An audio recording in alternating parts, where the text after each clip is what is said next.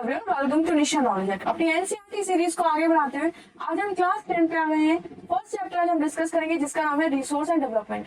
Resources के बारे में हमने प्रीवियस क्लासेस में बहुत बार पढ़ा है। आज हम इसको और हायर लेवल पे पढ़ेंगे।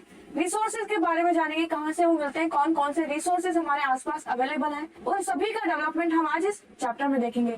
जितने भी डाउट्स हैं आपके इस चैप्टर से रिलेटेड, इस टॉपिक से रिलेटेड, इस वीडियो में कवर करने की कोशिश करेंगे। कोई भी डाउट आता है तो कमेंट करके जरूर पूछिएगा, वीडियो को अंत तक जरूर देखेगा, बेल आइकन को प्रेस कर लीजिए ताकि सभी वीडियोस की नोटिफिकेशंस आपको मिल पाए। चैनल को सब्सक्राइब कर लीजिए, लाइक कर दीजिए, वीडियो को शेयर कर दीजिए अपने फ्रेंड के साथ ताकि वो भी इस चैप्टर को अच्छे से रीड कर पाए। चैनल पे आप विजिट कर सकते हैं, गवर्नमेंट जॉब के नाम से प्लेलिस्ट अवेलेबल है, वो सारी वीडियोस आप देख सकते हैं। अगर आप किसी भी कॉम्पिटेटिव एग्जाम की तैयारी करें तो आप वो फॉर्म फिल कर सकते हैं, वो वीडियोस देख सकते हैं। एनसीईआरटी बुक से और भी चैप्टर्स अपलोड कर दिए गए और सब्जेक्ट के कर दिए गए, साइंस और सोशल साइंस के, आप वो भी देख सकते हैं। देरी न करते हुए इस वीडियो को स्टार्ट करते हैं। रिसोर्सेज और डेवलपमेंट के बारे में आज हम पढ़ेंगे। फर्स्ट आपको एक लिस्ट बतानी है, ये नाम बतानी है वेरियस आइटम्स के जो आपके आसपास, आपके गांव में, आपके टाउन में है, और वो सभी चीजें आपको कंफर्टेबल फील करवाती हो, आपको आपकी डेली लाइफ में आप उसे यूज करते हो, आपकी लाइफ उनकी वजह से इजी हो रही हो। तो ऐसे आपको कुछ चीजें बतानी है जो किसी न किसी मटेरियल से बनी हुई होगी। हमारे आसपास, हमारे इन्वायरमेंट में जो भी चीजें अवेलेबल है, जो हमारी नीड्स को सेटिस्फाई करती है, टेक्नोलॉजिकली एक्सेसिबल है, इकोनॉमिकल फीजिबल है, एक्सेप्टेबल है, इन सभी चीजों को हम क्या बोलते हैं? रिसोर्स बोलते हैं। ह्यूमन बीइंग इंटरडिपेंडेंट होते हैं एक दूसरे पे, जिसमें क्या क्या आता है? हमारा फिजिकल इन्वायरमेंट, इंस्टीट्यूशंस और टेक्नोलॉजी। रिसोर्सेज को हमने क्लासिफाई किया हुआ है नेचुरल रिसोर्सेज में और ह्यूमन मेड में। नेचुरल रिसोर्सेज में आप पढ़ेंगे रिन्यूएबल और नॉन रिन्यूएबल। रिन्यूएबल रिसोर्सेज हमारे वो होते हैं जो कि रिन्यू हो जाते हैं, नॉन रिन्यूएबल जो कि जल्दी से रिन्यू नहीं हो पाते हैं, जैसे कि सॉइल। नेक्स्ट है रिन्यूएबल रिसोर्सेज को अगेन फर्दर दो पार्ट में डिवाइड किया है, कॉन्टिन्यूअस और फ्लो, जैसे कि विंड और वाटर। सेकंड है बायोलॉजिकल नेचुरल रिसोर्सेज, जिसमें हम नेचुरल वेजिटेशन, फॉरेस्ट और वाइल्ड लाइफ देखते हैं।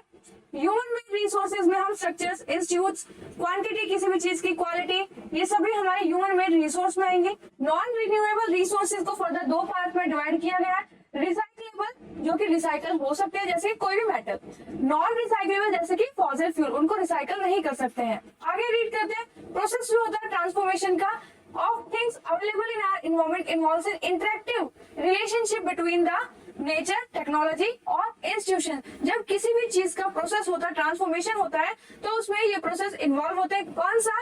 कि उस मटेरियल की जिसका आप ट्रांसफॉर्मेशन करें उसका नेचर क्या है, कौन कौन सी टेक्नोलॉजी उसमें यूज होगी, और उसके बाद कौन से इंस्टीट्यूट में उसको इस्तेमाल किया जाएगा। ह्यूमन बींग्स इंटरेक्ट करते हैं नेचर के साथ टेक्नोलॉजी के थ्रू, और क्रिएट करते हैं इंस्टीट्यूट्स को एक्सलेट करने के लिए इकोनॉमिक डेवलपमेंट को। Do you think that resources are free? क्या आप सोचते हैं कि रिसोर्सेज फ्री हैं जो हमें नेचर से मिले? क्या ये गिफ्ट, एज अ गिफ्ट हमें नेचर से मिले?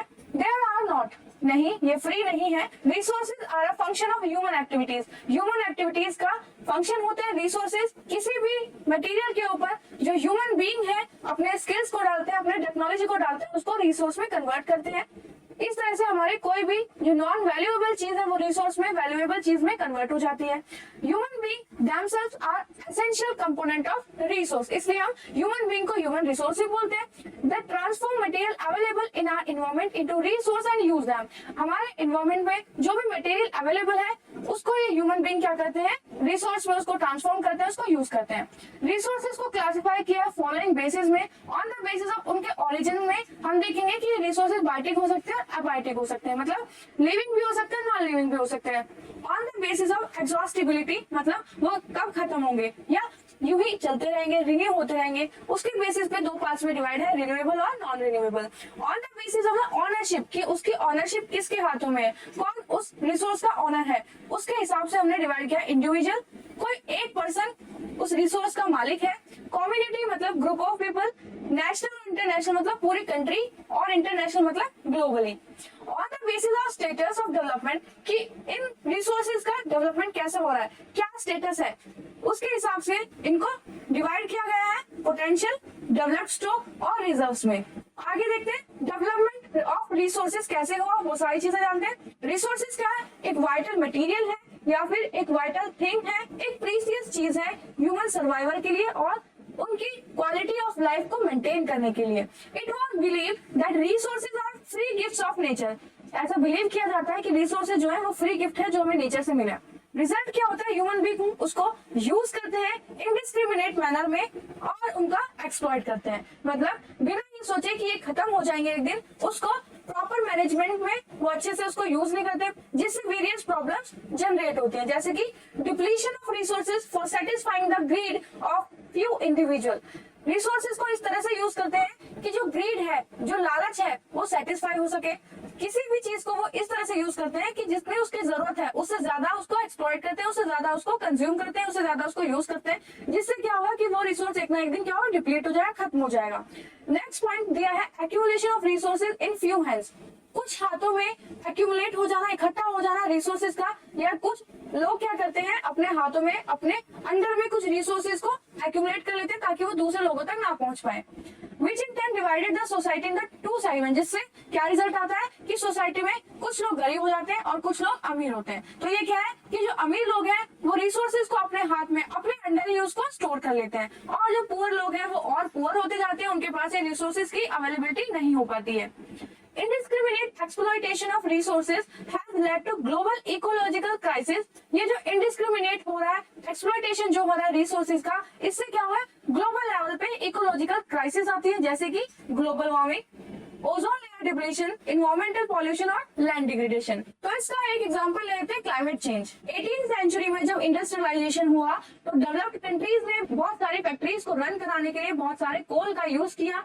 कोल जो कि एक रिसोर्स होता है, जिसकी वजह से बहुत सारा क्लाइमेट में पॉल्यूशन हुआ। जो डेवलप्ड कंट्रीज थी वो और ज्यादा डेवलप्ड हो गई। अब इसका रिजल्ट क्या हुआ, क्लाइमेट चेंज में इतना ज्यादा पॉल्यूशन हो गया कि उससे हार्मफुल इफेक्ट दिखने लगे। अब क्या हुआ कि जो डेवलपिंग कंट्रीज थी, जो अंडर डेवलप्ड कंट्रीज थी, उन्होंने इस कोल को इतनी ज्यादा यूज नहीं किया और वो खुद भी डेवलप इतने अच्छे तरीके से नहीं हो पाई। जब उन्होंने इस चीज को एक्सप्लोर किया, इन रिसोर्सेज को यूज करने की सोची, तो हुआ क्या कि क्लाइमेट चेंज में इतना ज्यादा हार्मफुल इफेक्ट क्लाइमेट पे आ चुके थे, इन्वायरमेंट पे आ चुके थे कि डेवलपिंग कंट्रीज और अंडर डेवलप्ड कंट्रीज इन सारी रिसोर्सेज को अच्छे से यूज नहीं कर पाई। इससे इंडिस्क्रिमिनेशन हुआ रिसोर्सेज को यूज करने में, जिसकी वजह से कुछ कंट्रीज डेवलप कंट्रीज हो गई और कुछ कंट्रीज डेवलपिंग और अंडर डेवलप्ड स्टेज में रह गई। तो ये एक एग्जाम्पल था इस इंडिस्क्रिमिनेशन का। यहाँ पे एक एक्टिविटी दी गई है, इसमें बताया कि अगर किसी दिन ऑयल सप्लाई एग्जॉस्ट हो जाए, खत्म हो जाए, तो ये आपकी लाइफ पे कैसा इफेक्ट डालेगा। एक सर्वे करना है अपनी कॉलोनी में, विलेज में, और लोगों के एटीट्यूड को जानना है कि वो किस तरह से रिसाइकलिंग के बारे में सोचते हैं, डोमेस्टिकल और एग्रीकल्चर वेस्ट के बारे में सोचते हैं। सबसे क्वेश्चंस पूछते हैं, what do you think about resources they use. जिस रिसोर्स को वो यूज करते हैं उसके बारे में वो क्या सोचते हैं, उनका ओपिनियन क्या है वेस्ट के बारे में और उसको यूटिलाइज करने के बारे में। Equitable distribution of resources has become essential for a sustained quality of life and global peace। Global peace के लिए resources का इक्विटेबल डिस्ट्रीब्यूशन होना चाहिए, जिसकी वजह से सभी की लाइफ सस्टेनेबल और क्वालिटी बेस्ड हो सके। If the present trend of resources depletion by a few individual and countries continue, the future of our planet is in danger। तो यहाँ पे यही बोला गया कि प्रेजेंट ट्रेंड जो चल रहा है रिसोर्सेज को डिप्लीट करने का, कुछ फ्यू इंडिविजुअल कंट्रीज ऐसी हैं कि ज्यादा से ज्यादा वो डिप्लीट कर रहे हैं रिसोर्सेज को, जिसकी वजह से एक तो अनडिस्क्रिमिनेट हो रहा है रिसोर्सेज का यूज करने में, और हमारे प्लेनेट को भी इससे डेंजर हो रहा है, इन्वायरमेंट को हार्म हो रहा है, ग्लोबल टेम्परेचर इंक्रीज हो रहा है। तो ये सारी चीजें हार्मफुल इफेक्ट हमें देखने को मिल रहे हैं, जिससे बहुत सारी स्पीसीज को भी हार्म हो रहा है, वो एक्सप्लॉइट होती जा रही है, एक्सटिंक्ट होती जा रही है, इंडेंजर्ड होती जा रही है। Therefore, resource planning is essential. तो रिसोर्स को किस तरह से यूज करना है, कैसे स्टोरेज करना है, इसके लिए प्लानिंग होना बहुत ज्यादा जरूरी है, ताकि वो सस्टेनेबल वे में सभी लाइफ फॉर्म के लिए उसको यूज कर पाए, उसको सस्टेन कर पाए अपने फ्यूचर यूज के लिए भी, फ्यूचर जनरेशंस के लिए भी। तो sustainable existence is a component of sustainable development. Sustainable existence होना मतलब किसी भी रिसोर्सेज का इस तरह से अवेलेबिलिटी होना कि आगे की फ्यूचर जनरेशंस भी उन रिसोर्सेज को यूज कर पाए, ये भी क्या है, कंपोनेंट है सस्टेनेबल डेवलपमेंट का। आगे देखते हैं सस्टेनेबल डेवलपमेंट क्या होता है। तो ये डेफिनेशन है, आपको एक क्वेश्चन में पूछ सकते हैं, एग्जाम में आपके आ सकते हैं, तो याद करिएगा, इसको लिख लीजिएगा।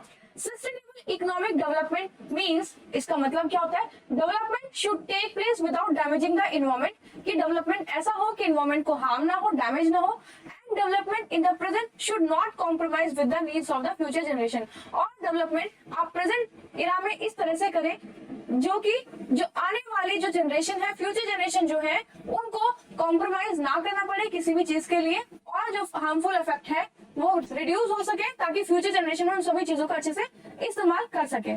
रियो डी जेनेरियो का अर्थ समिट हुआ था 1992 में। जून 1992 में more than 100 heads of state मिली थी रियो डी जेनेरियो में, ब्राजील में। ये फर्स्ट इंटरनेशनल अर्थ समिट था जिसमें एड्रेस किया गया था जो भी अर्जेंट प्रॉब्लम्स हो रही है इन्वायरमेंटल प्रोटेक्शन के लिए, सोशल इकोनॉमिक डेवलपमेंट के ऊपर ग्लोबल लेवल में। ठीक है, तो ग्लोबली इन चीजों पे ध्यान देने के लिए ये एक समिट हुआ था।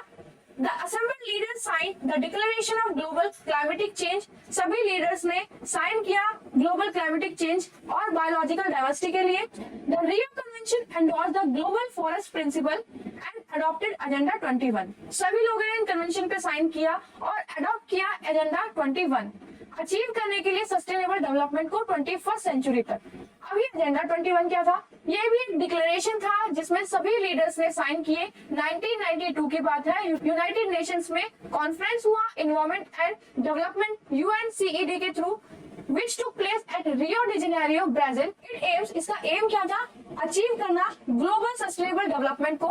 इट इज एन एजेंडा, ये एक एजेंडा था टू कम्बैट इन्वायरमेंटल डैमेज, कि हम क्या कर सके, इन्वायरमेंटल डैमेज से फाइट कर सके, पॉवर्टी को रिड्यूस कर सके, ग्लोबल लेवल पे डिसीजेस को ट्रीट करने के यहाँ पे प्रोग्राम चलाए जाए थ्रू ग्लोबल कोऑपरेशन और कॉमन इंटरेस्ट। ग्लोबल लेवल पे ये कोऑपरेशन की यहाँ पे बात हुई और सभी कंट्रीज के जो कॉमन इंटरेस्ट थे उनको फुलफिल करने के लिए यहाँ पे म्यूचुअल अंडरस्टैंडिंग से कुछ कन्वेंशन यहाँ पे साइन किए गए।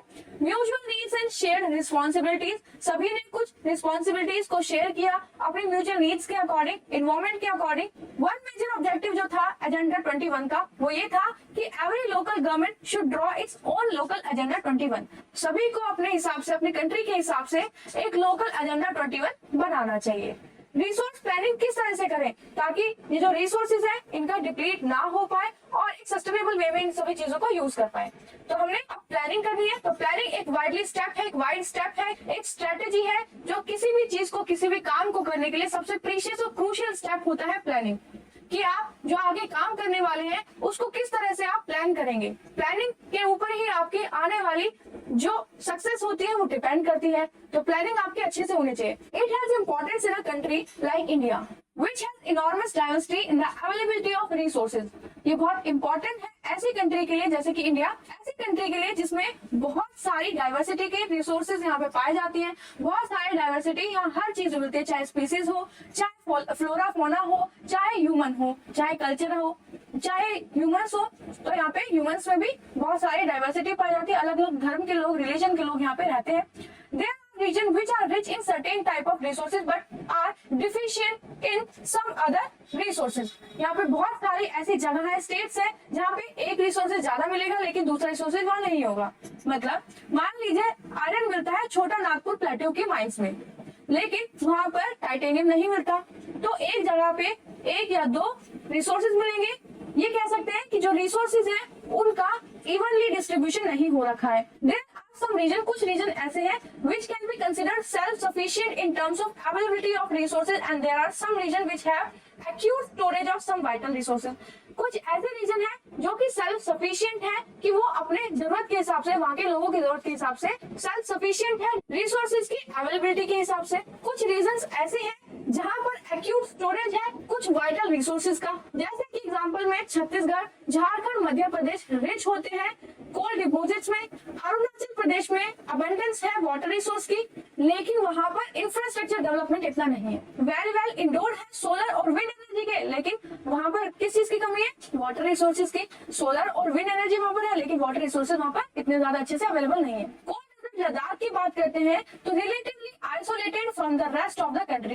लद्दाख रीजन ऐसा है कि पूरी कंट्री से आइसोलेटेड की तरह, आइसोलेशन की तरह है। वहाँ पे जो डाइवर्सिटी है हर चीज की वहाँ कम मिलती है। क्लाइमेट इतना हार्श होता है कि वहाँ पे कोई भी स्पीसीज इतने अच्छे से ग्रो नहीं कर पाती, डेवलप नहीं कर पाती है। It is very rich cultural heritage but it is deficient in water. यहाँ पर बहुत ज्यादा रिच कल्चरल हेरिटेज है लेकिन वहाँ पे पानी की कमी है, इंफ्रास्ट्रक्चर की कमी है और बहुत सारे वाइटल मिनरल्स की यहाँ पे कमी है।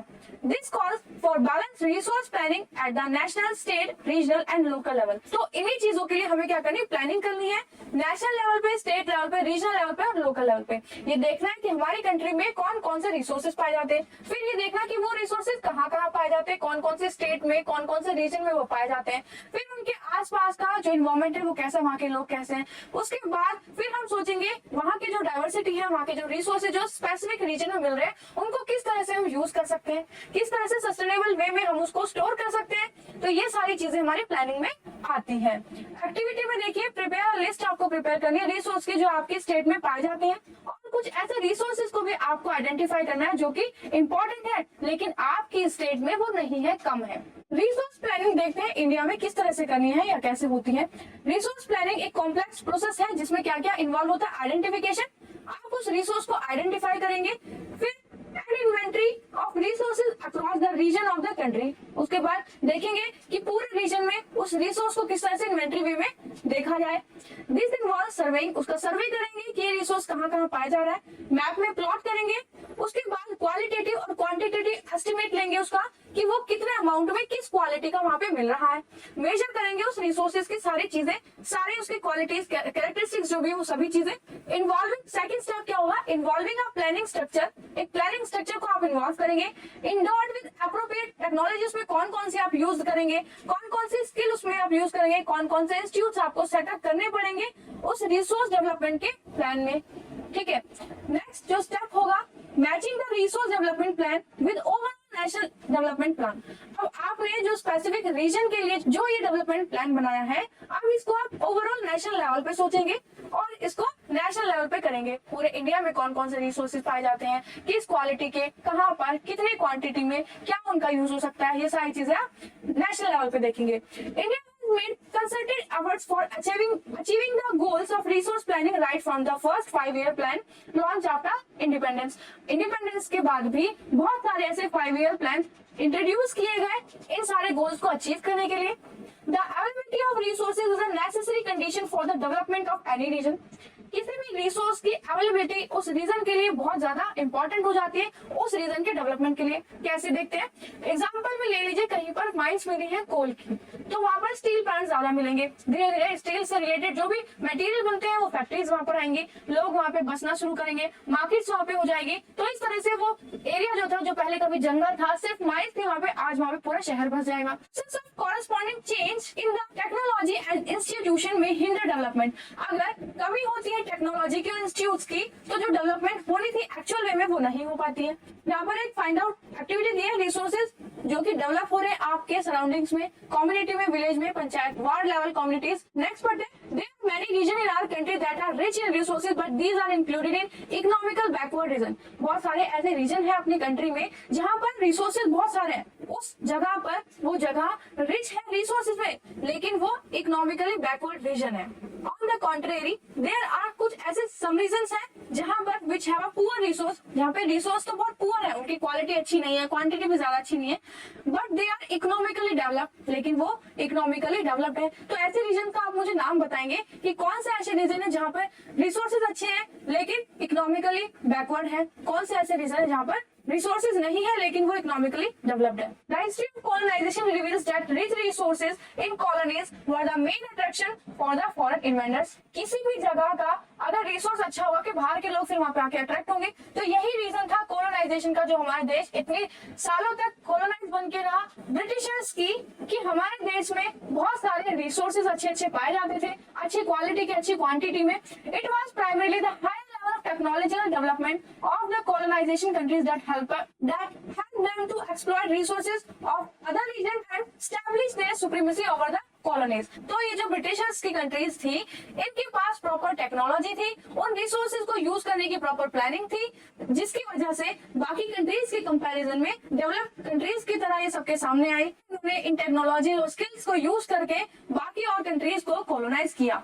Therefore, resources क्या कह सकते हैं, कंट्रीब्यूट करते हैं डेवलपमेंट में only when they are accompanied by appropriate technological development and institute changes। ये कह सकते हैं कि रिसोर्स कंट्रीब्यूट करते हैं किसी भी रीजन की डेवलपमेंट में अगर उनके पास, उस रीजन के लोगों के पास, उस नेशन के पास प्रॉपर टेक्नोलॉजीज है उस रिसोर्स को यूज करने के लिए, इंस्टीट्यूट्स हैं ताकि उन रिसोर्सेज को अच्छे से ट्रांसफॉर्म किया जाए, तो वहां का डेवलपमेंट निश्चित है। India has experience all this in different phases of colonisation. India ने सारी परिस्थितियों को ऑब्जर्व किया है अपने कॉलोनाइजेशन के फेज में। देयरफॉर हम ये कह सकते हैं therefore in India development in general and resource development in particular does not only involve the availability of resources but also the technology. मतलब सिर्फ ये नहीं कह सकते कि किसी भी जगह या फिर इंडिया का जो डेवलपमेंट है वो रिसोर्सेज के होने से ही हो जाएगा, कि वहां पे रिसोर्सेज की अवेलेबिलिटी है तो डेवलपमेंट हो जाएगा, नहीं। उसके लिए टेक्नोलॉजी की भी जरूरत पड़ेगी, क्वालिटी ऑफ ह्यूमन रिसोर्स की भी जरूरत पड़ेगी, और जो हिस्ट्री से हमें एक्सपीरियंस हमने किया है उससे हमें सीख लेने की जरूरत भी हमको पड़ेगी, तभी हम किसी भी रीजन का डेवलपमेंट कर सकते हैं। क्योंकि अगर ह्यूमन रिसोर्स अच्छा होगा तो उस रिसोर्स के ऊपर अच्छी अच्छी टेक्नोलॉजीज स्किल्स को यूज करके उसको एक यूजफुल रिसोर्स में कन्वर्ट किया जाएगा, जिससे कि आगे का डेवलपमेंट हो सकेगा। बात कर रही थी किस तरह से हम रिसोर्स प्लानिंग करेंगे, किस तरह से हम उसका यूज करेंगे ताकि डेवलपमेंट हो सके। अब देखते हैं कि कंजर्व कैसे करेंगे उन रिसोर्सेज को। Resources are vital for any development activity. किसी भी डेवलपमेंट एक्टिविटी को करने के लिए रिसोर्स सबसे बेस मटेरियल होता है, बहुत ज्यादा वाइटल रोल प्ले करता है। But irrational consumption and over utilisation resource का क्या करते हैं, सोशियो इकोनॉमिक और इन्वायरमेंटल प्रॉब्लम्स आती है। अगर हम रिसोर्सेज को अच्छे मैनर में प्रॉपर यूटिलिटी के थ्रू अगर हम यूज नहीं करेंगे, ओवर एक्सप्लॉइट करेंगे, तो ये सारी प्रॉब्लम्स आएंगी। इन प्रॉब्लम्स से ओवरकम करने के लिए रिसोर्स को कंजर्व करना जरूरी है डिफरेंट लेवल पे। This had been the main concerns of the leaders and thinkers in the past. तो इन चीजों पर हमारे थिंकर्स ने, हमारे लीडर्स ने पास्ट से ही ध्यान देना शुरू किया था। एग्जाम्पल में लेते हैं, Gandhi ji was very in voicing his concern about the resource conservation in these words। तो गांधी जी ने अपनी आवाज उठाई कि रिसोर्स कंजर्व करना कितना ज्यादा जरूरी है। तो कुछ वर्ड्स यहाँ पे उनके लिखे हुए हैं, जैसे कि there is enough for everybody's need and not for anybody's greed। तो गांधी जी कहते हैं कि सबकी जरूरत के लिए तो चीजें हैं, लेकिन किसी की लालच को फुलफिल करने के लिए चीजें नहीं है। मतलब जरूरत के लिए तो चीजें हो सकती हैं, लेकिन लालच एक ऐसी चीज है जो कि कभी खत्म नहीं होती, सिर्फ बढ़ती चली जाती है, जिससे चीजों को ओवर एक्सप्लॉइटेशन होता है। He plays the greedy and selfish individual and exploitive nature of modern technology as the root cause of depletion of resources at the global level। तो गांधी जी ने बोला कि जो ग्रीडी और सेल्फिश इंडिविजुअल है या ऐसी मॉडर्न टेक्नोलॉजी जो एक्सप्लॉइट कर रही है इन नेचुरल रिसोर्सेज का, वो रूट कॉज है, मेन कॉज है इन रिसोर्सेज का डिप्लीट होने में इंटरनेशनल लेवल पे, ग्लोबल लेवल पे। He was against mass production and wanted to replace it with the production by the masses। वो अगेंस्ट से मास प्रोडक्शन के, मतलब ज्यादा चीजों का प्रोडक्शन ना हो बल्कि ज्यादा लोग उस चीज का प्रोडक्शन करें, मतलब छोटी छोटी फैक्ट्रियां प्रोडक्शन करें ताकि सभी लोगों का ओवरऑल डेवलपमेंट हो सके। इंस्टेड कोई बड़ी फैक्ट्री ज्यादा प्रोडक्शन कर रही है तो यहाँ पर छोटे छोटे जो इंडस्ट्रीज हैं उनको भी मौका दिया जाए डेवलप करने का। तो ये सारी चीजें गांधी जी ने कही। इंटरनेशनल लेवल पर अगर बात करते हैं, the club of Rome advocated resource conservation for the first time more systematic way में 1968 में रोम में एक रिसोर्स कंजर्वेशन क्लब हुआ, जिसमें 1974 में गांधीयन फिलॉसफीज को फिर से प्रेजेंट किया गया शुमेचर के द्वारा। उन्होंने अपनी बुक में भी एक चीजें मेंशन की जिसका नाम था small is beautiful. The seminal contribution with respect to resource conservation at the global level was made by the Brooklyn commission report 1987 में। इस रिपोर्ट में बताया गया कि जो सेमिनल कंट्रीब्यूशन होता है रिसोर्सेज के लिए, उससे हम कंजर्व कर सकते हैं ग्लोबल लेवल पर इन रिसोर्सेज को। इस रिपोर्ट ने इंट्रोड्यूस किया एक कॉन्सेप्ट सस्टेनेबल डेवलपमेंट का और एडवोकेट किए कुछ ऐसे वेज जिससे रिसोर्स को कंजर्व किया जा सके, which was subsequently publish in a book our common future, जो कि आर कॉमन फ्यूचर बुक में सब चीजें पब्लिश की गई। एक और सिग्निफिकेंट कंट्रीब्यूशन हुआ जो 1992 में अर्थ समिट हुआ था रियो डी जेनेरियो में, ब्राजील में। तो यहाँ पर भी रिसोर्सेज को कंजर्व करने के लिए बात कही गई है, एक मेजर्स बताए गए हैं। लैंड रिसोर्सेज के बारे में पढ़ते हैं, हम लैंड के ऊपर रहते हैं, सारी इकोनॉमिक एक्टिविटीज है, जो भी हमारी एक्टिविटीज होती है वो सभी हमारी लैंड के ऊपर होती है। लैंड को हम डिफरेंट वे में यूज करते हैं। लैंड क्या है, एक नेचुरल रिसोर्स है, एक अटमोस्ट इंपॉर्टेंस है लैंड की हमारी सबकी लाइफ में। ये सपोर्ट करती है नेचुरल वेजिटेशन को, वाइल्ड लाइफ को, ह्यूमन लाइफ को, इकोनॉमिक एक्टिविटीज को, ट्रांसपोर्ट को, कम्युनिकेशन को। However land is an asset of a finite magnitude. तो लैंड क्या है, एसेट है फाइनाइट मैग्नीट्यूड का।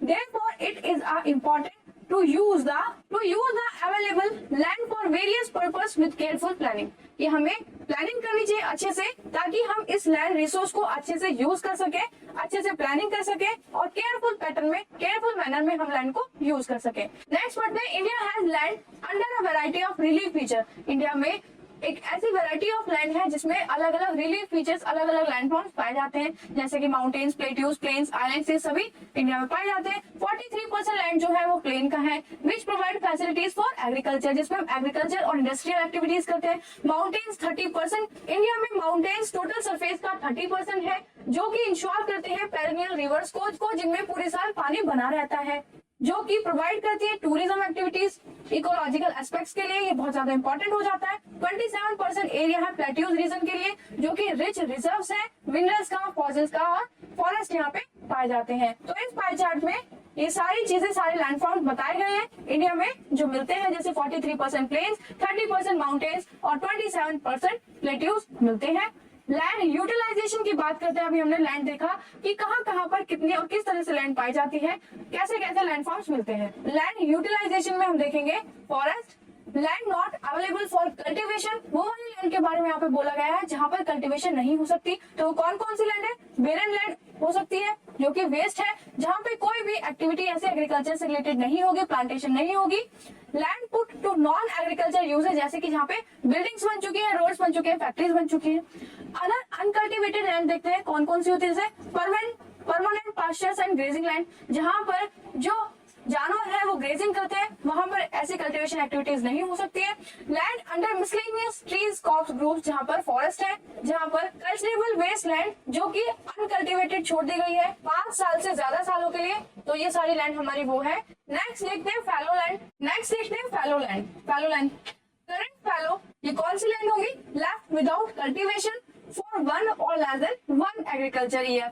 नेक्स्ट लैंड जो है other than current fallow land जो होंगी वो लेफ्ट है, छोड़ दी गई है, अनकल्टिवेटेड, जिनमें कल्टीवेशन नहीं किया गया पिछले 1 से 5 एग्रीकल्चर ईयर से। फिफ्थ देखते हैं net sown area, the physical extent of land on which crops are sown harvested is known as net sown area. तो नेट जोन एरिया कौन सा होगा? जहाँ पे फिजिकल एक्सटेंट है लैंड का और जो क्रॉप्स है वो सोन हार्वेस्ट हो चुकी है। Area sown more than once in an agricultural year plus net sown area is known as gross crop area। तो वो एरिया जहाँ पे एक से ज्यादा बार एग्रीकल्चर ईयर्स आ चुके हैं, हार्वेस्ट कर चुके हैं, तो बोलेंगे नेट सोन एरिया। और ग्रोस क्रॉप एरिया जहाँ पे एक से ज्यादा बार सोन हो चुकी है क्रॉप्स। नेक्स्ट देखते हैं land use pattern in India. इस तरह से किस पैटर्न में इंडिया में लैंड को यूज किया जाता है। इंडिया में लैंड यूज डिटरमाइन किया गया है दोनों ही फैक्टर से, फिजिकल फैक्टर से भी। नेक्स्ट देखते हैं land use pattern in India. तो यहाँ पे दोनों फैक्टर से देखेंगे, फिजिकल फैक्टर से भी और ह्यूमन फैक्टर से भी, कि किस तरह से इंडिया में पैटर्न से यूज किया जा रहा है। तो फिजिकल फैक्टर में होगी topography, climate, soil type as well as human factor, जैसे कि पॉपुलेशन क्या है, डेंसिटी क्या है किसी भी स्पेसिफिक एरिया की, वहाँ के जो लोग हैं वो किस तरह से टेक्नोलॉजीज को यूज कर पा रहे हैं, वहाँ का कल्चर और ट्रेडिशन। फिजिकल फैक्टर्स में कि वहाँ का क्लाइमेट क्या है, कौन कौन से सॉइल टाइप है, कौन से एग्रीकल्चर एक्टिविटीज यहाँ पे की जाती है, तो ये सारी चीजें हम इसमें देखेंगे। ये 2 पाई चार्ट आपके सामने मेंशन है, जिसमें 1960 से लेके 61 तक का एरिया है और एक पाई चार्ट में 2014 से 2015 तक का लैंड यूज पैटर्न एरिया है। 45.26% एरिया ऐसा था 1960 से 61 में जो कि नॉन एग्रीकल्चर यूज में आता था, मतलब बाकी और एक्टिविटीज यहाँ पे हुआ करते थे। 2014 से 15 में 45.5% ये एरिया हो गया। 1960 से 61 में फॉरेस्ट 18.11% थे। 2014-15 में 23.3% हो गए। तो इस तरह से आप इस पाई चार्ट को रीड करेंगे। टोटल ज्योग्राफिकल एरिया जो है इंडिया में वो है 3.28 million square. Land use data however is available only for 93% of the total geographical area. 3.28 जो हमारा टोटल एरिया है, इसका जो 93% ज्योग्राफिकल एरिया है उसी को हम यूज कर पा रहे हैं। क्यों? क्योंकि the report for the most of the north east states जो हैं, जैसे कि Assam, has not been done fully, जहाँ की लैंड को हम प्रॉपरली यूज नहीं कर पा रहे क्योंकि वहाँ माउंटेन रीजन ज्यादा होते हैं। मोर ओवर कुछ एरिया जम्मू कश्मीर का भी ऐसा है जो कि ऑक्यूपाइड कर लिया है पाकिस्तान और चाइना से। सर्वे के द्वारा हम ये सब चीजें देख रहे हैं कि 93% एरिया ऐसा है टोटल लैंड का जो कि हम यूज नहीं कर पा रहे हैं। एक्टिविटी में जो हमने पाई चार्ट देखा था उन एरियाज को आपको कंपैरिजन करना है लैंड यूज पैटर्न में। The land permanent pasture has also decrease, जो लैंड हम यूज कर रहे हैं वो परमानेंट डिक्रीज होती जा रही है।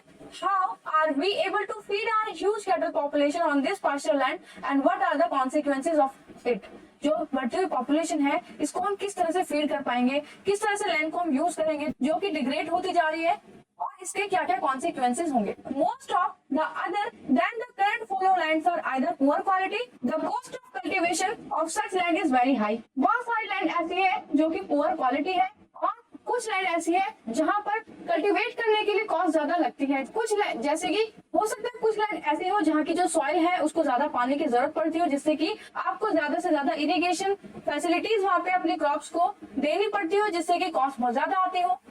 These lands are cultivated only once or twice in about 2-3 years. तो इन लैंड्स को 2 से 3 साल में सिर्फ 1 या 2 बार यहाँ पे कल्टीवेट किया जाता है, क्रॉप ग्रो कराई जाती है। Net shown area, then the percentage of NSA in India comes about 54% total reporting area. तो इस तरह की जो लैंड्स है वो टोटल एरिया में से 54% ऐसी लैंड ये निकल के सामने आई है NSA के डाटा के हिसाब से। The pattern of land shown area varies greatly from one state to another. तो ये जो पैटर्न है कल्टीवेशन लैंड का एक स्टेट से दूसरे स्टेट में वेरी करता है। जैसे पंजाब रीजन में, हरियाणा रीजन में जो कल्टीवेटेड लैंड है वो बहुत ज्यादा है इन रिस्पेक्ट ऑफ राजस्थान की स्टेट की और जम्मू एंड कश्मीर की स्टेट की। It is over 80% of the total area in Punjab Haryana and less than 10% in Arunachal Pradesh, Mizoram, Manipur, Andaman Nicobar island. तो यहाँ पे बताया कि 80% एरिया पंजाब और हरियाणा का ऐसा है जिसे हम कल्टीवेट कर सकते हैं, लेकिन 10% हमने देखा अरुणाचल प्रदेश, मिजोरम, मणिपुर और अंडमान निकोबार में इतना कम एरिया है। Forest area in the country is far lower than the desired 33% of the geographical area. 33% ऐसा हो जाता है जो कि geographical area 33% geographical area हमारे फॉरेस्ट में आते हैं। Outline in the national forest policy के थ्रू उनको आउटलाइन किया गया 1952। Considered essential for the maintenance of the ecological balance. तो फॉरेस्ट क्या करते हैं, फॉरेस्ट एसेंशियल होते हैं हमारे इकोलॉजिकल बैलेंस को मेंटेन करने में। बहुत सारे स्पीशीज वहां पे पाई जाती है जो कि इकोलॉजिकल बैलेंस को मेंटेन रखती है। The livelihood of millions of people who live on fringes of these forest depends on it. बहुत सारे मिलियंस ऑफ लोग हैं जो कि इन फॉरेस्ट के ऊपर ही डिपेंड रहते हैं। बहुत सारी स्पीशीज ऐसी है जो कि इन फॉरेस्ट के अंदर ही रहती है। A part of the land is termed as wasteland and land put to other non agriculture uses. तो इन सभी लैंड को हम वेस्टलैंड में इंक्लूड करते हैं या नॉन एग्रीकल्चर यूजेस में हम इंक्लूड कर देते हैं। वेस्टलैंड वो होती है जहां पर खेती नहीं की जा सकती, जैसे रॉकी, एरिड, डेजर्ट एरिया और लैंड जहाँ पे हमेशा बर्फ जमी रहती है, वहां पे भी आप खेती नहीं कर सकते। तो ये सारी नॉन एग्रीकल्चर एक्टिविटी वाली लैंड हो जाएंगी। वो लैंड जहाँ पे सेटलमेंट्स हो रखा है, रोड्स, रेलवेज, इंडस्ट्रीज बनी हुई है, वहां पर भी एग्रीकल्चर एक्टिविटीज नहीं कर सकते। Continuous use of land over a long period of time without taking appropriate measure to conserve and manage it has resulted in the land degradation. जब हम continuous use करते हैं लैंड का, कंटिन्यूस उस पर एग्रीकल्चर एक्टिविटीज कर रहे हैं और हम प्रॉपर अप्रोप्रिएट मेजर्स जो होते हैं उसको यूज करने के, कंजर्व करने के, मैनेज करने के वो नहीं कर रहे हैं, तो उससे क्या होता है, लैंड का डिग्रेड हो, जिससे सीरियस इफेक्ट पड़ता है हमारी सोसाइटी के ऊपर और हमारे एनवायरमेंट के ऊपर। नेक्स्ट देखते हैं लैंड कैसे डिग्रेड हो रही है और कैसे उसे कंजर्व करना है, कौन कौन से मेजर्स लेने हैं। We have shared our land with the past generation and we will have to do with future. हम जिस लैंड को यूज कर रहे हैं वो हमारे जो पास्ट जनरेशन थी वहां से हमें मिली है। पहले यही लैंड उन्होंने यूज की थी और यही लैंड हमारे फ्यूचर जनरेशन में यूज करेंगे और उसके बाद के फ्यूचर जनरेशन भी। 95% of our basic needs for food, shelter and clothing are obtained from the land. तो 94% जो हमारी जरूरत की चीजें हैं वो कहाँ से मिल रही है, लैंड से। ह्यूमन एक्टिविटीज सिर्फ एक ऐसा रीजन नहीं है जिससे लैंड डिग्रेड हो रही है, बल्कि कुछ ऐसे नेचुरल फोर्सेज भी हैं जो कि डैमेज करते हैं लैंड को। कुछ ह्यूमन एक्टिविटीज जैसे कि डिफोरेस्टेशन, ओवरग्रेजिंग, माइनिंग और क्वेरिंग, ये सारी एक्टिविटीज ऐसी हैं ह्यूमन एक्टिविटीज जो कि लैंड डिग्रेड करती हैं। माइनिंग साइट्स जो होती है वो अबेंडेंट हो जाती है, जब वहां से मिनरल्स निकाल लिए जाते हैं तो वो अबेंडेंट हो जाते हैं, उनको खाली छोड़ दिया जाता है, गड्ढे हो जाते हैं, वहाँ पे स्कार्स रह जाते हैं, ट्रेसेस रह जाते हैं उन माइंस के, जो कि लैंड डिग्रेड में इंक्लूड हो जाती है। और ऐसी कौन कौन सी स्टेट्स है जहाँ पे ऐसी लैंड है, झारखंड, छत्तीसगढ़, मध्य प्रदेश, उड़ीसा। डिफोरेस्टेशन यहाँ पे किया जाता है माइनिंग की एक्टिविटीज के लिए, पेड़ सारे काट दिए जाते हैं जहाँ पे, जिससे कि लैंड डिग्रेडेशन हो रहा है, फॉरेस्ट का डिप्लीट हो रहा है। गुजरात, राजस्थान, मध्य प्रदेश, महाराष्ट्र जैसी जगह जो है वो ओवरग्रेजिंग वहाँ पे की जा रही है, जो कि मेन रीजन वहाँ पे हो जाता है लैंड डिग्रेडेशन का। पंजाब, हरियाणा, वेस्टर्न उत्तर प्रदेश में ओवर इरिगेशन किया जा रहा है, जो कि लैंड डिग्रेडेशन का कारण हो जाता है due to water logging leading to the increase in salinity and alkalinity in the soil। जो वाटर लॉगिंग की बढ़ती हुई एक्टिविटीज की जा रही है इन एरियाज में, वहां पर सॉइल में सैलिनिटी और एल्कनिटी बढ़ती जा रही है। द मिनरल प्रोसेसिंग जैसे कि grinding, limestone for cement, calcite and soapstone for ceramic industries generate huge quantity of dust. तो ये जो इंडस्ट्रीज है, मिनरल प्रोसेसिंग इंडस्ट्रीज, इनसे बहुत सारी डस्ट निकलती है जिससे एटमॉस्फेयर को हार्म होता है। Retard the process of infiltration of water into the soil after it settles down on the land. तो इन सभी एक्टिविटीज से क्या होता है, वेस्ट इंक्रीज हो रहा है, जिसकी वजह से जो लैंड डिग्रेड होने का एक मेजर कारण बन जाता है वेस्ट। बहुत सारी कंट्रीज में वाटर पॉल्यूशन हो रहा है जिससे भी हमारी लैंड डिग्रेड हो रही है। There are many ways to solve this problem. ऐसे बहुत सारे वेज हैं जिससे आप इस प्रॉब्लम को सॉल्व कर सकते हैं। एफोरेस्टेशन कर सकते हैं, बहुत सारे पेड़ लगा सकते हैं, प्रॉपर मैनेजमेंट कर सकते हैं ग्रेजिंग के लिए, plantation of shelter beds of plant, तो प्लांट्स के आप शेल्टर बेड्स बना सकते हैं, बहुत सारे प्लांट्स ग्रो करा सकते हैं, कंट्रोल कर सकते हैं ओवर ग्रेजिंग को, जो सैंड ड्यून्स है उनको स्टेबलाइज कर सकते हैं थॉर्नी बुशेस को लगा के। सम ऑफ द मेथड्स से कुछ ऐसे मेथड्स हैं जो कि लैंड डिग्रेड को रोक सकते हैं। Problem management of waste land, एक वेस्ट लैंड को प्रॉपर मैनेजमेंट हो तो लैंड डिग्रेड कम होगी। माइनिंग एक्टिविटीज को कंट्रोल किया जाए, प्रॉपर डिस्चार्ज होना चाहिए, डिस्पोजल होना चाहिए इंडस्ट्रियल एफ्लुएंस का, वेस्ट का, प्रॉपर ट्रीटमेंट करने के बाद उनका डिस्चार्ज होना चाहिए जिससे कि लैंड और वाटर डिग्रेडेशन में रिड्यूस होगा। नेक्स्ट देखते हैं soil as a resource. Soil हमारा रिसोर्स है, किस तरह से soil most important renewable resource है, रिन्यू हो सकता है। ये मीडियम है जहाँ पे हमारी सारे एग्रीकल्चर एक्टिविटीज होती है, कल्टीवेशन होती है, प्लांट ग्रो करते हैं, सपोर्ट करती है soil different types of living organism को पूरी अर्थ पे। सॉइल एक लिविंग सिस्टम है, फ्यू सेंटीमीटर डेप्थ सॉइल बनने के लिए मिलियंस ऑफ ईयर्स लग जाते हैं। पेरेंट रॉक और बेड रॉक, क्लाइमेट, वेजिटेशन और other forms of life and time are very important factors for the formation of soil. तो ये सारी इंपॉर्टेंट फैक्टर्स हैं सॉइल को बनने के लिए। कुछ ऐसे वेरियस फोर्सेस होते हैं जो कि सॉइल के नेचर को भी चेंज कर देते हैं, जैसे कि temperature, action of running water, wind, glacier activities, decomposers. तो ये क्या करते हैं, सॉइल के टेक्सचर को, सॉइल के नेचर को बनाने में मदद करते हैं। ये वो वाले फैक्टर्स है। पेरेंट रॉक, बेड रॉक, अलग अलग पत्थरों से जो सॉइल बन रही है वो ये डिफाइन करेंगे कि एक सॉइल जो बन रही है पेरेंट रॉक से और दूसरी सॉइल जो बन रही है बेड रॉक से वो कितनी डिफरेंस है। तो वेरियस वैरायटीज ऑफ सॉइल आपको देखने को मिलेगी, उनकी प्रॉपर्टीज अलग होगी, कैरेक्टरिस्टिक्स अलग होगी, वाटर रिटेंशन की प्रॉपर्टीज अलग होंगी। कहीं पे एल्कलिटी ज्यादा मिलेगी, किसी सॉइल में सैलिनिटी ज्यादा मिलेगी। Chemical and organic changes which take place in the, जो केमिकल और ऑर्गेनिक चेंजेस जो होते हैं जब सॉइल बन रही होती है वो बहुत ज्यादा इंपॉर्टेंट रोल प्ले करते हैं कि सॉइल कैसे बनेगी। ये आपको डायग्राम दिया हुआ है जिसमें आप देखेंगे layers of soil. Top soil देखेंगे जो कि अपर लेयर होती है जहाँ पे बहुत सारी ह्यूमस पाई जाती है। सबसे ज्यादा फर्टाइल सॉइल अपर लेयर की होती है, उसके बाद आते हैं सब सॉइल, वेदर्ड रॉक और सैंड सिल्ट क्ले यहाँ पे मिलती है। कुछ पथरीली सॉइल ये होती है। उसके बाद उसके नीचे आती है सब स्ट्राटम, वेदर्ड पेरेंट रॉक मटेरियल, जहाँ पे आपको बड़े बड़े पत्थर दिखाई देंगे। रेत के जो पार्टिकल्स है वो कम होंगे, मिट्टी के पार्टिकल्स कम होंगे। वेदर्ड पेरेंट बेड रॉक मिलेंगे, बड़े बड़े पत्थर होंगे। सबसे नीचे ये सॉइल प्रोफाइल का डायग्राम है, इसको आप अपनी नोटबुक में लाएंगे, फिर नोट्स में इसको ऐड करेंगे।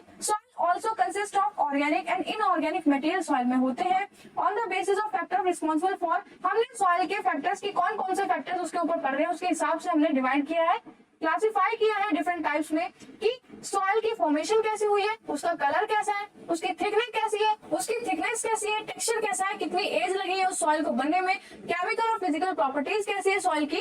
ये सारी प्रॉपर्टीज होती हैं, फैक्टर्स होते हैं सॉइल के इंडिया में जो क्लासिफाई करते हैं इसको डिफरेंट टाइप्स में। चैप्टर बहुत बड़ा है, लेंथी है, तो इस बाकी बचे चैप्टर को दूसरे पार्ट में, दूसरे वीडियो में कवर करेंगे जिसमें हम बाकी और सॉइल के बारे में जानेंगे, सॉइल के टाइप्स के बारे में जानेंगे, क्लासिफाई करेंगे अच्छे से। कोई भी डाउट आता है तो कमेंट करके जरूर पूछेगा।